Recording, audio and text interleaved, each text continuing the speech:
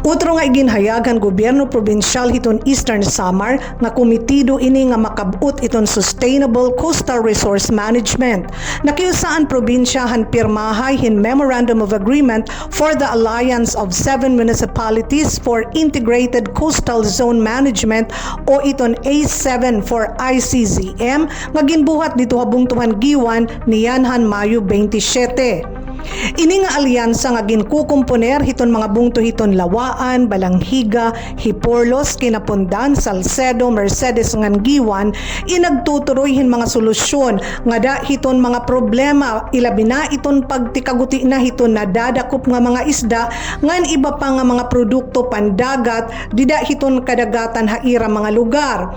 Epekto na ini hiton sobra-sobra nga pangingisda, kahibang hiton okyanan hiton mga kinabuhi a dagat iton illegal nga pangingisda, mga transient nga para pangisda ngan pagsulodhin mga commercial fishing vessels hakadagatan sakop iton teritoryo hanasabi nga mga bungto.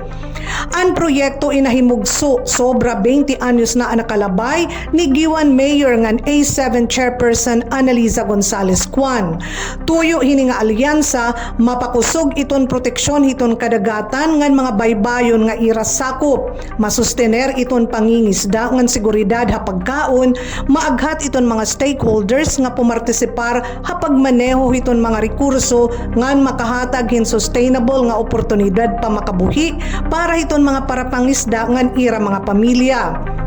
Kasumpay hini naghatag ginhulos nga suporta hi Governor Ivardone nga dahil nga inisyatiba igindoon han gobernador ang importansya nga maprotektaran iton mga rekurso ha dagat para iton ti arabot nga henerasyon. Iton gobyerno probinsyal in mahatag hin ayuda pinansyal nga dahil nga alyansa ha kantidad nga 1.5 milyon pesos sa kada tuig. Ginlalauman nga iton A7 Alliance in makakapakusog iton kooperasyon habut nga iton mga coastal communities ilabi na ha pagsiguro hin sustainable ngan equitable nga paggamit hiton kanan probinsya mga karikuhan pandagat kadungan hiton paniguro nga mapadukwag iton panginabuhi hiton mga lokal nga para pangisda.